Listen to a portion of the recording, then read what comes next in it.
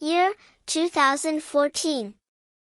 This Canadian teen, his face obscured because he's a minor, pleaded guilty to 23 charges related to an international rampage of hacking, hoaxes, and harassment.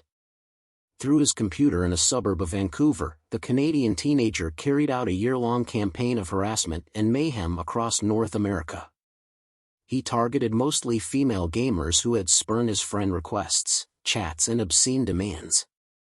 His weapons: making bogus emergency calls that brought police SWAT teams to their homes, hacking into their computers and accounts, posting their personal information online. His crimes disrupted lives from Toronto to Tucson, caused a school lockdown in Florida, and briefly shut down part of Disneyland. In January 2014, his false call about a hostage-taking brought police to a home on West 136th Street in Burnsville. The family who lived there later found identity thieves had opened fraudulent accounts in their name, after the hacker circulated their financial data online. On July 9, the 17-year-old who caused all this trouble, identified only as BLA in court records because of privacy laws, received a 16-month prison sentence from a judge in Port Coquitlam, British Columbia. He had pleaded guilty to 23 charges but came across to psychologists as callous and remorseless, according to the judge's order. The digital age has opened a Pandora's box of harassment techniques with their own nomenclature. Doxing, for example, is posting someone's sensitive documents or private information online. Made easier by internet phone services, swatting means tricking the police to bring a massive response to an unsuspecting resident.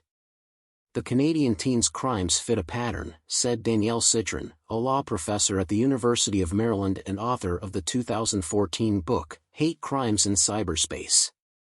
The victims are primarily young women, who are stalked online with threats of rape and sexual humiliation, with the intention of silencing them by forcing them offline, Citron said. All of that can be accomplished by someone behind a computer thousands of miles away. We underestimate how powerful these network tools can be, Citron said. They can be abused in ways that really affect the way people live their lives. Citron, who has studied online harassment for 7 years, said she's heartened by internet companies taking stronger action to stop revenge porn and other forms of stalking and extortion, as well as a commitment by some attorneys general to crack down on these illegal practices. Working with law enforcement agencies in 2 countries, Burnsville police investigator Brian By helped link the swatting to the Canadian teen's other crimes, according to his department's 2014 annual report. By declined to comment on the case, because a second suspect is still being investigated, and referred comment to the Royal Canadian Mounted Police in British Columbia. A call to that agency was not returned last week. Provincial Court Judge Patricia Jansen's sentencing memorandum offers a detailed account of the young man's transgressions. They began in late 2013 and early 2014 with phony threats of bombs planted near Disneyland's Space Mountain Ride and the Burnaby, BC, campus of Simon Fraser University. He quickly turned to targeting individuals, many of them players of the video game League of Legends, according to Canadian news reports.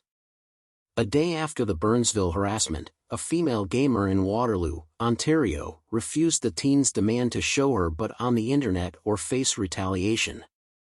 So he shut down her internet connection and sent a cab to her house 3 times.